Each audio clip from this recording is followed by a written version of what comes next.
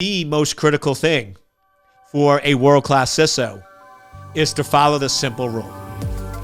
Welcome to Life of a CISO.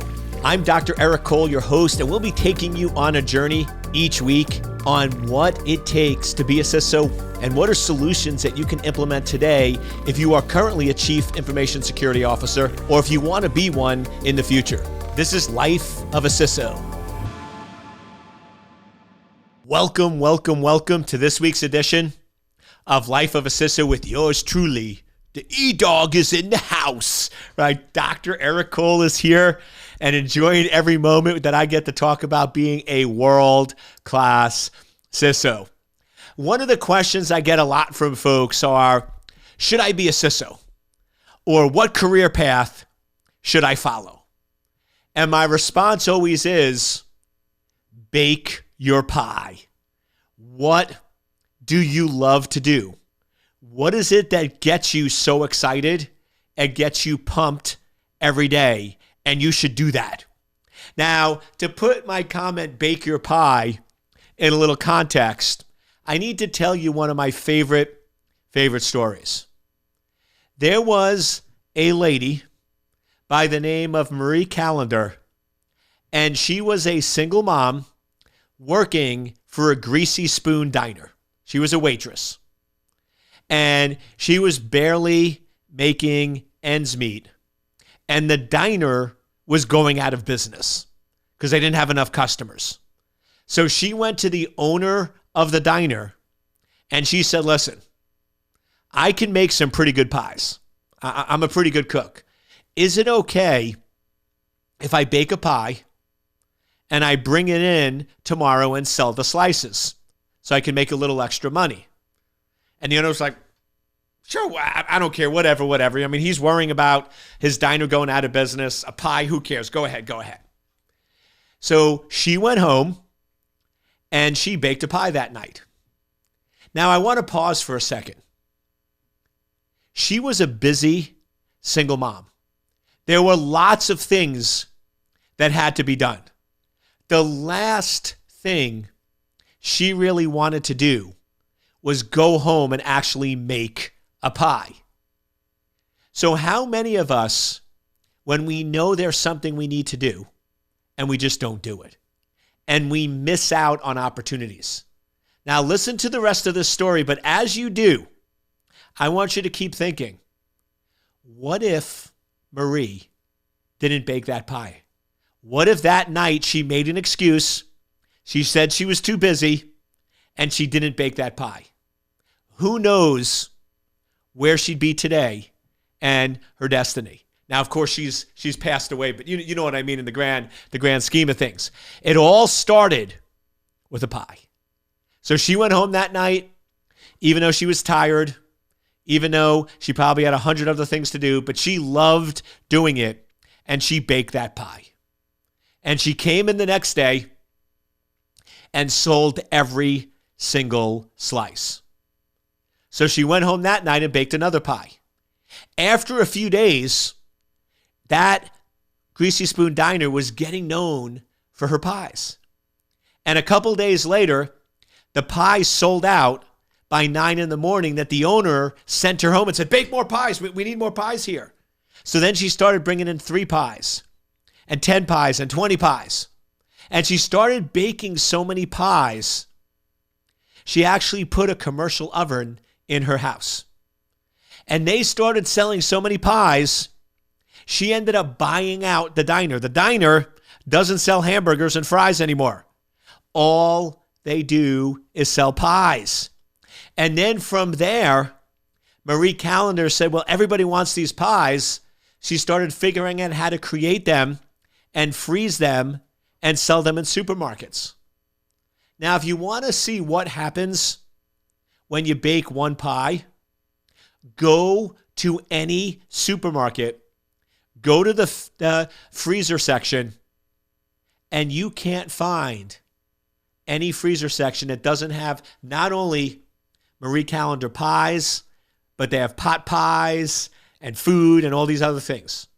And it all started with baking one pie. That was her purpose. The reason why Marie Callender was put on this planet was to share her love and joy of cooking with the entire country. That was her purpose. And it all started because she listened to that little voice inside that said, bake a pie, right? So that's my bake your pie story. So what is it that is truly your purpose? What is it that you love to do? And to me, it's easy. What do you do better than anybody else with the least amount of effort? And that is your purpose. And I believe many of you, your purpose is to help work with me to change the face of cybersecurity. I believe my purpose for being on this planet is to secure cyberspace. I truly believe that I am the Ralph Nader of cybersecurity.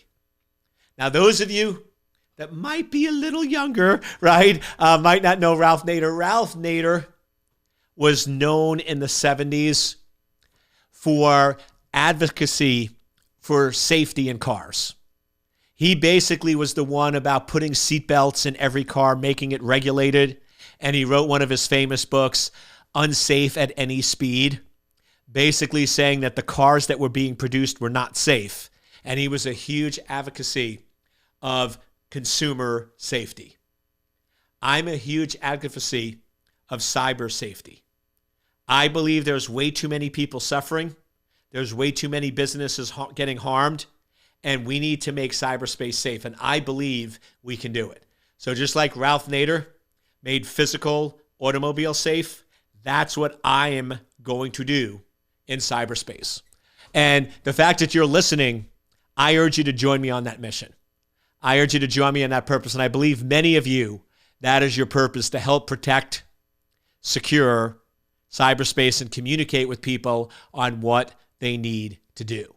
But to me, you can make good money being a CISO, even if you're not very good at it, because at least for the next 10 to 15 years, there's going to be a major shortage of CISOs. And if you have real world, you actually have been a CISO on your CV, you will always find companies that can hire you. I know many Fortune 100 companies right now, international companies, that are looking for anybody who has 5 years experience as a CISO. And not downplaying this at all, but essentially, if you could prove that you've been an actual CISO at a large company for over 5 years and you have a pulse, right, they're pretty much going to hire you. You're very, very employable. So if you're just want to have a good living, have a safe job, make really good money, then you can be a CISO. But my point is, that's not who I want, because you're not going to be happy. And it's just going to be a job, and you're going to have really bad days, and you're going to get frustrated.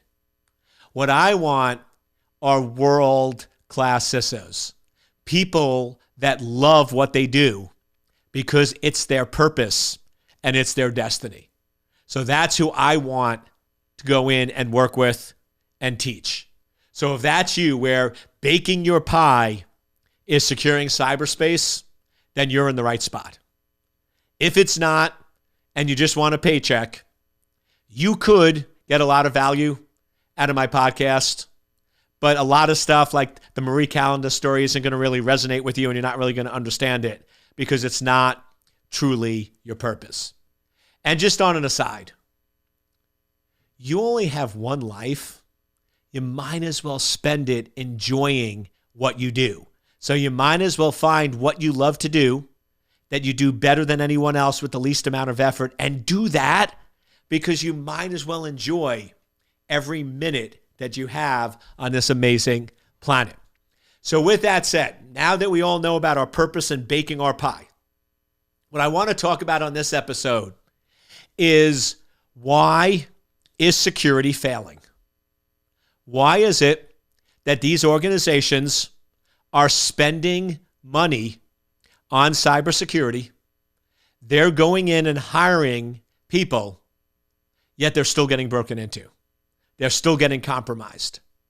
And I hear companies and executives and even technical folks getting so frustrated going, what gives?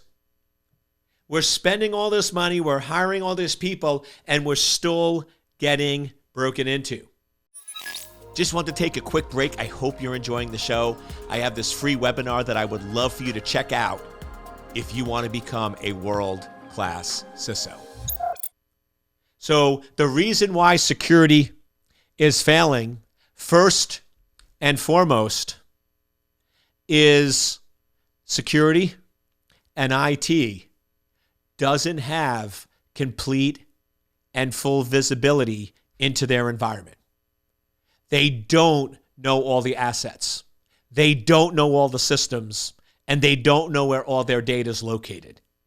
So world-class CISOs, whether you're a brand new CISO and it's your first 100 days, or you've been a CISO for 3 years and you want to go world-class, you must get full visibility and awareness into your organization.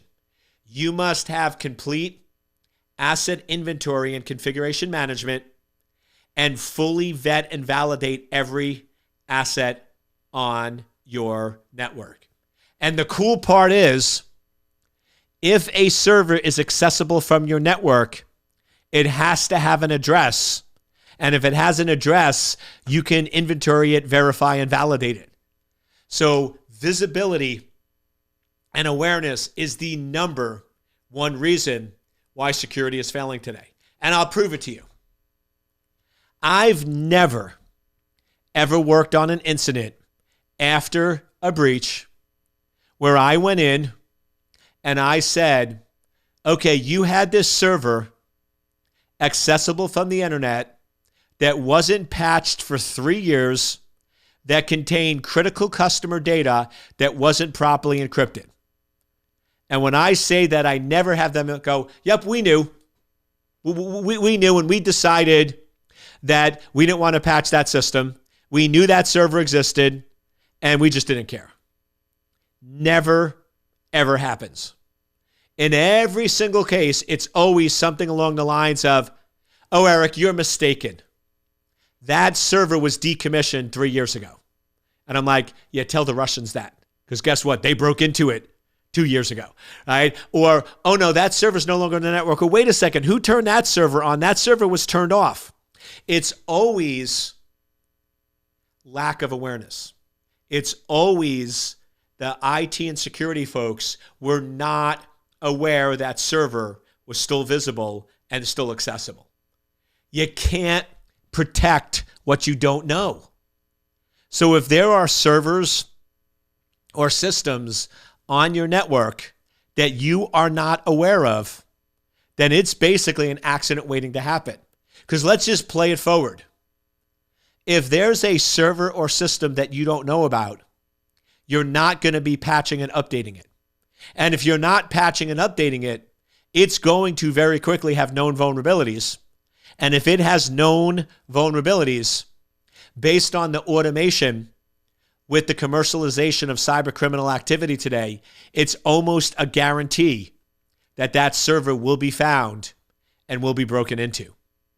We have done these experiments where all around the world, we have taken various unused IP addresses and we have put unpatched servers up. And in every single case, it gets discovered and exploited. Average is days, but the longest it ever took was 42 days. The shortest it ever took was 2.5 minutes. So that proves there are automated scripts out there where they will find those servers, they will discover them, and they will exploit them. So the most important thing as a CISO is you must have total, complete, and accurate inventory of everything within your environment. I always start with external IP addresses. And the reason why I like external IP addresses is there's typically less systems externally visible than internally visible. So that's one thing I like. Second, IP addresses are registered to your organization. Now, with the cloud, it might be a little different, but you can still get visibility. And those are the ones that are going to be directly accessible for attackers and adversaries. So those are where you want to start. World-class CISOs know about all their public addresses, have complete inventories, and have automated tools that verify and validate. 100% awareness and visibility into external facing systems. Because even if there's 2 or 3 that you don't know about, those can still be exploited and those can still get broken into. Then the next one is configuration management, patching and updating those servers. So now we know about the server, we then patch it and update it. And then the third one is world-class CISOs know that externally visible servers never contain critical data. Never, ever, ever. So now a world-class CISO has complete asset inventory for external systems, fully patched configuration management, and has control and visibility into their data and knows where it's stored and where it's located. Now that sounds simple enough and straightforward. And I've been preaching that for a while, and I noticed that organizations were still getting compromised. Organizations were still getting broken into. And I started scratching my head going, wait a second. It can't be that this organization, this Fortune 50 organization, has no asset inventory, patching, configuration management, or control of their data. That just doesn't make any logical sense. Of course they are. And what I started realizing is the real problem on why organizations get broken into is what I've nicknamed the rule of 90%. Now, it might be 93, 96, 97, but you'll get the point. And the point is this. I went into this large Fortune 50 company that suffered a major breach. And yes, they had asset inventory. They knew about 90% of their servers. And 90% of their servers were patched, and 90% of their data was protected. Now, if you're in college and you're taking an advanced course like Calc 3 or differential equations or physics, and you get a 90, you're probably happy dancing time. Happy dance, right? You're probably in a good mood. But when it comes to cyber, that's not going to get the job done. Because if you only have 100 servers and you only know about 90%, that's 10 servers that you're not aware of. That's 10 servers that are not patched, and that's 10 servers that contain critical data that's not protected.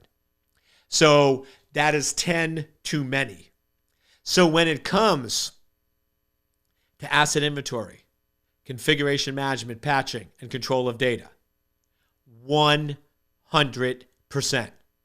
You must know about 100% of your servers, and every server that's accessible from the internet, 100% of those servers must be fully patched. Now, I always get people that push back where they're mixing apples and oranges, and they go, oh, but Dr. Cole, wait a second. We all know that 100% security doesn't exist. And you've said 100% security doesn't exist. And now you're saying we need 100% security. You're not listening to me. No, I didn't. 100% security means zero functionality. So you're right. If you have a functional network, 100% security doesn't exist. That is completely and totally different than having 100% asset inventory. You can absolutely have 100% asset inventory. Now, that doesn't mean you're 100% secure, right? There's still other issues. But 100% asset inventory is different and can be achieved from from 100% security.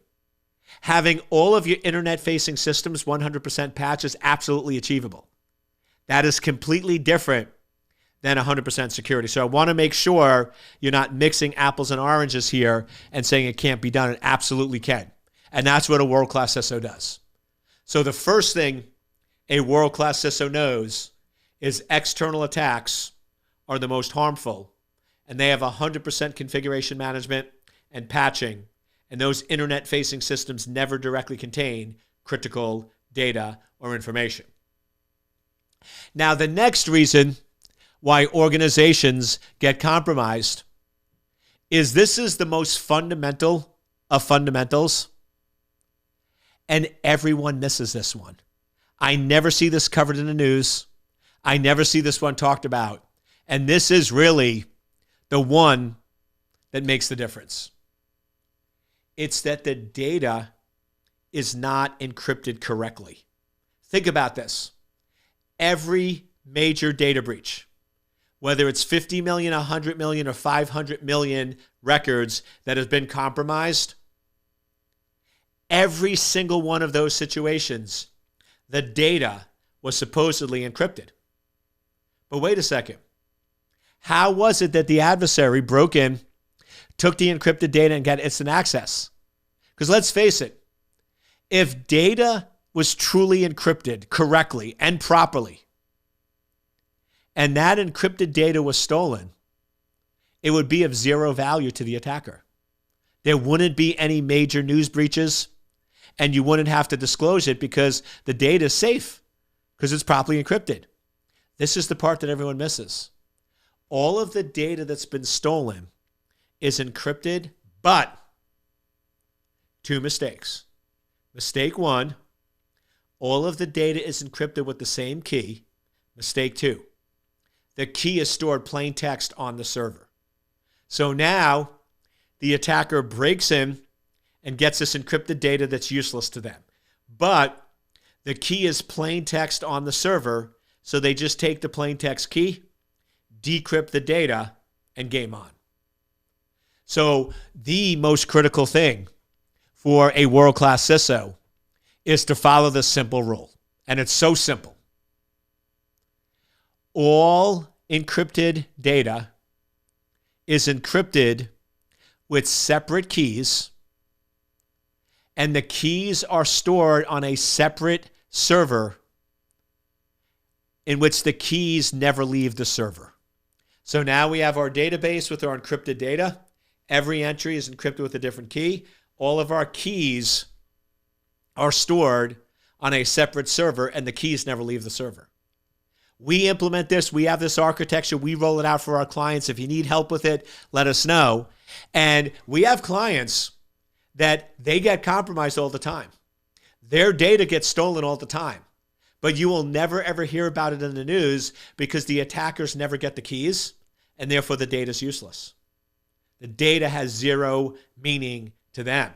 So if we really want to get as fundamental as we can, and we really want to look at why organizations are getting compromised, it's because they're not properly implementing encryption and securing the keys. If that one thing was done, it could change everything.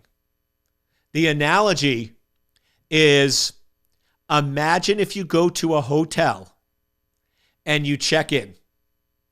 And after you check in, you say, hey, can I have the key to my room?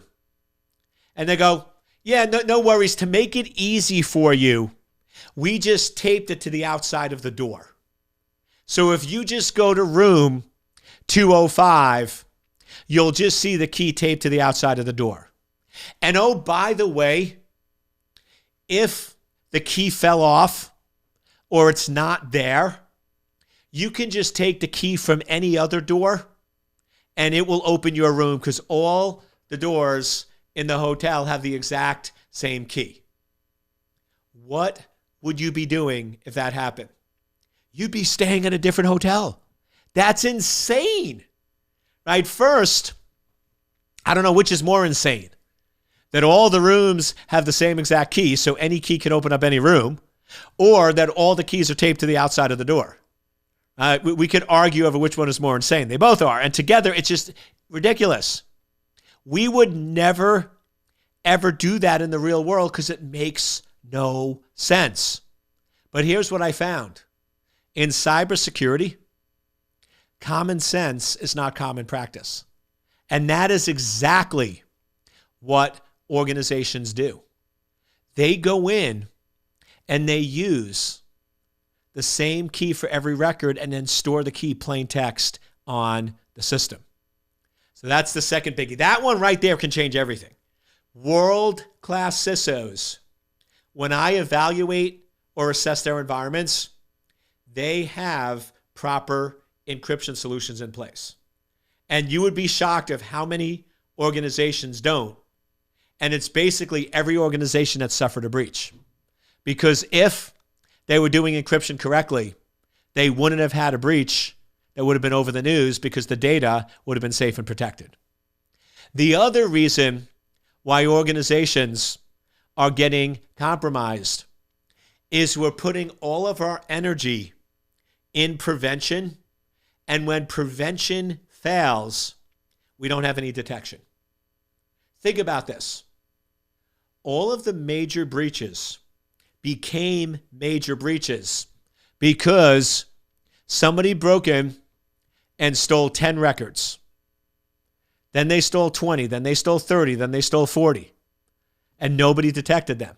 So then they stole 100, nobody detected them. Then 100 became 1,000, nobody detected them. 1,000 became 10,000, nobody detected them. 10,000 became 100,000, nobody, you know where this is going. If somebody broke in because preventive measures failed and stole 10 records and we detected the attack, you'd have never heard about it because 10 record attack is a minor attack. So the goal of cybersecurity is not to prevent all attacks because it's not feasible. The goal of cybersecurity that everyone misses is timely detection to control the damage. That's what it's all about. So world-class CISOs recognize that prevention is ideal, but world-class CISOs put a lot of energy and effort into detection. They know that attacks are going to happen, and they put measures in place to be able to detect those attacks within a timely manner. And I'll give you a great example. We go into a lot of these companies that suffer these major breaches, and you always have some vendor that comes back and says, oh, wait. They had our solution, and our solution detected the attack. It was just their staff didn't respond to it, and it's their fault, but we detected the attack, and they try to show how great they are. And I'm like, whoa. So let me get this straight. Basically, if in doubt, you're alerting on everything.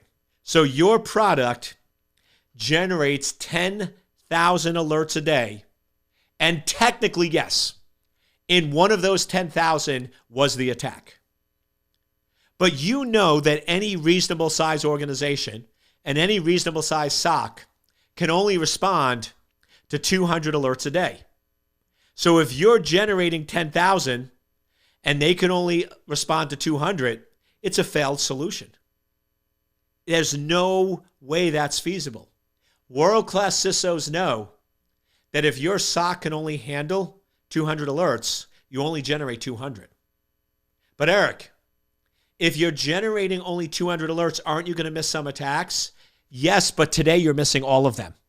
World-class CISOs know it's better to detect the top 20% than miss all of them. So it's critical that you understand the team and the response of how many alerts they can handle, and you never generate more alerts than your team can handle. Because if you're generating 10,000 alerts a day and your team can only handle 200, not only the probability of finding the good ones are slim, but you're missing 9,800 attacks every single day. So world-class CISOs tune their system to their resources. So if you want to be a world-class CISO and the difference that makes the difference, 100% asset inventory and patching for externally facing systems, which are critical systems. Then all data that's encrypted, the data is encrypted with separate keys that are stored on a different server. And then finally, prevention is ideal, but detection is a must. And if you focus just on those three things, the external visibility, the cryptographic keys, and the detection, you will absolutely be not only very sought after, but you will be a world-class CISO. I hope you enjoyed this episode of Life of a CISO. If I can help you, if you want to go through my 6-month program, if you put in the work, if you're willing to show up, I will deliver, and I will give you everything you need to be a world-class CISO. Go to secure-anchor.com/CISO, and I'd love you to jump on the phone with one of my consultants to see how we can help you change the world.